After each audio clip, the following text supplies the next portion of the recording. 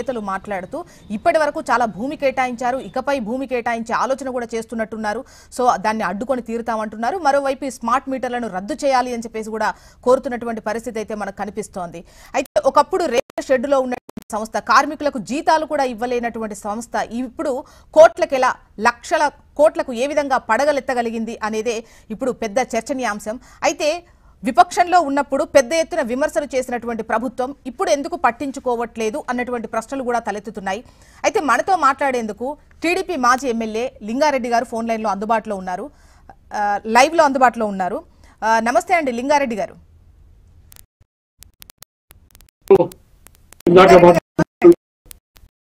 నమస్తే అండి. చెప్పండి లింగారెడ్డి గారు, విపక్షంలో ఉన్నప్పుడు ఈ స్మార్ట్ మీటర్లకు సంబంధించి కావచ్చు, అసలు వచ్చిన తర్వాత స్మార్ట్ మీటర్లు ఉండేటువంటి ప్రసక్తే లేదు, రైతులపై ప్రేమ ఉంటే అసలు స్మార్ట్ మీటర్లే పెట్టరు అన్నటువంటి విమర్శలు చేసినటువంటి ప్రభుత్వం ఇప్పుడు ఎందుకు మళ్ళీ అదే షిరిడి సాయికి సంబంధించినటువంటి కాంట్రాక్ట్ ఎలక్ట్రికల్ కు సంబంధించినటువంటి కాంట్రాక్టర్ పై పెద్ద ఎత్తున విమర్శలు చేసి ఇప్పుడు ప్రస్తుతం వాళ్లతోనే నడుస్తున్నటువంటి ప్రయాణం చేస్తున్నటువంటి పరిస్థితి కనిపిస్తోంది. ఎందుకు ఇలా? ఒకటండి, మీకు ఇదాక మాట్లాడిన మిత్రులందరికీ నమస్కారం. నమస్తే అండి. 1,30,000 కోట్ల నోట్లో ఉంది. అంటే విద్యుత్ వ్యవస్థ వచ్చేసి ఇవన్నీ కూడా పవర్ డిస్ట్రిబ్యూషన్ కార్పొరేషన్ లో మొత్తం కలిపి 1,30,000 కోట్ల నోట్లో ఉంది.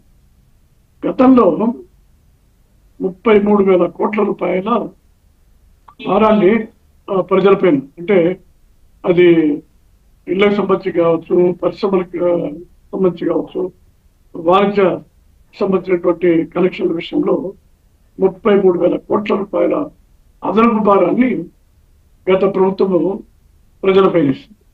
అంతకుముందు ఏం చెప్పినాడు జగన్మోహన్ రెడ్డి గారు, చంద్రబాబు నాయుడు గారు బాధుడే బాధుడు అని చెప్పి ప్రజలకు ఎక్కువగా భారాన్ని పెట్టి ప్రజలపైన కరెంటు ఛార్జీలు వసూలు చేస్తామని చెప్పినారు. అంటే పెంచకపోయినా కూడా పెంచినట్లు ప్రవేశించేస్తారు.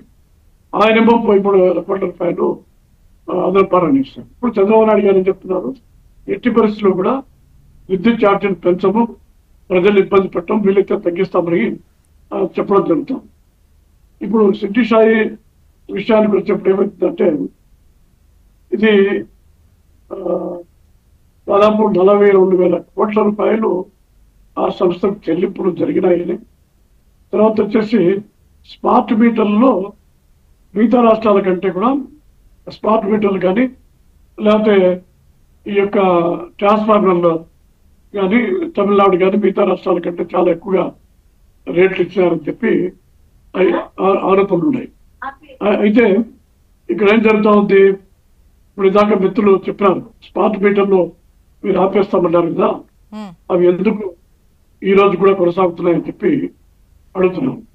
ఈ ఒకసారి తప్పు ఒప్పు జరిగిన తర్వాత ఈ కాంట్రాక్ట్ సంస్థలతో ప్రభుత్వ సంస్థలకు అగ్రిమెంట్ జరిగినప్పుడు ఏమవుతుందంటే, అవి కొన్ని లోపాలు ఉన్నా కూడా రద్దు చేస్తానికి ఇబ్బందికరమైన పరిస్థితులు ఉంటాయి. ఎందుకంటే వాళ్ళు కోర్టు పోతారు, ఆ కోర్టులో సంవత్సరాలు ఏమి తగదు, తిరిగి వాళ్ళకి డ్యామేజెస్ కట్టేయమని చెప్పో, లేకపోతే కాంట్రాక్ట్ లో ఉన్నటువంటి రేట్లు ఇవ్వని చెప్పో, అవన్నీ కూడా జరుగుతూ ఉంటాయి.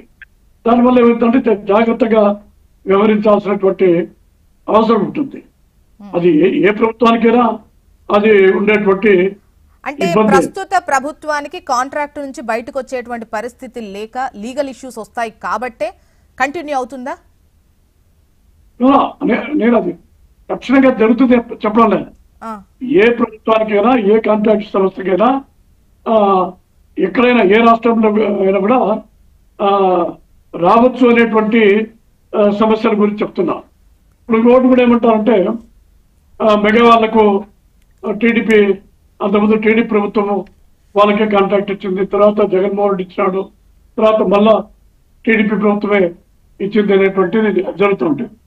మరి ప్రజలు కానీ అందరూ కూడా భేదాలు గమనించాల్సిన విషయం ఏంటంటే, ఇవి ఒక స్పెసిఫిక్ ఫీల్డ్ లో స్పెసిఫిక్ సంబంధించిన వర్కులు ఏమవుతుందంటే, ఈ రాష్ట్రంలో దేశంలో 2-3 సంస్థలే ఉంటాయి. ఏ ప్రభుత్వం వచ్చినా కూడా వాళ్ళు ఏదో తక్కువ రేటు కోట్ చేస్తారు, వాళ్ళకి ఇవ్వాల్సినటువంటి పరిస్థితులు ఏర్పడతాయి. ఓకే. లేదు ఒకసారి రెండుసార్లు క్యాన్సిల్ చేసినా మూడోసారి కూడా వాళ్ళకి ఇవ్వాల్సినటువంటి పరిస్థితులు వస్తాయి.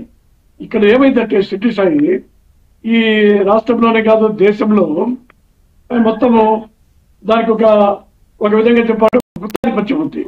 అంటే లీగలైజ్ గుత్తాధిపత్యం ఉంటుంది. దాంట్లో నుంచి ప్రభుత్వాలు బయటపడాలా తప్పించుకోవాలంటే కష్టమైన పని. ఉదాహరణకు వాళ్ళు రేటు తక్కువ కోట్ చేస్తారనుకోండి, వేరే సంస్థ వాళ్ళకి ఇవ్వాల్సి వస్తుంది. కాకపోతే మళ్ళీ వాళ్ళకి ఇచ్చిన తర్వాత బట్ ఇలా ఇస్తేనే గతంలో విమర్శలు చేసినటువంటి పరిస్థితి కదా. ఇప్పుడు ఆ కాంట్రాక్ట్ ఇవ్వడం వల్ల పెద్ద ఎత్తున విమర్శలు చేశారు. తర్వాత వచ్చిన తర్వాత ఇటువంటి వాటిని అడ్డుకట్ట వేస్తాము, స్మార్ట్ మీటర్లే రద్దు చేస్తాము, ఇటువంటివి హామీలు అయితే ఎన్నికల ముందు చూసాం కదా. సో మీ పైన జనం పెద్ద ఎత్తున ఎక్స్పెక్టేషన్స్ పెట్టుకున్నారు. కానీ గత ప్రభుత్వం లాగా విచ్చలవిడిగా వాళ్ళకు టెండర్లు ఇచ్చేదో, లేదంటే ఇప్పుడు చేసే పనుల్లో అవినీతి అక్రమాలు ఉంటే ఆ అవినీతి అక్రమాలకు సంబంధించినటువంటి పనులకు సంబంధించిన చెల్లింపులు చేయడమో ఇవన్నీ జరగదు. ప్రభుత్వం అయితే ఖచ్చితంగా దుబారాలు అరికడుతుంది. మొత్తానికైతే వీటికి సంబంధించి ఒక కమిటీ వేసి వాస్తవాలు వెలికి తీయాలి అని చెప్పేసి ప్రజా సంఘాలు అయితే డిమాండ్ చేస్తున్నాయి. ఆ దిశగా ఆలోచించాలని మేము ఎక్స్పెక్ట్ చేస్తున్నాం. Thank you so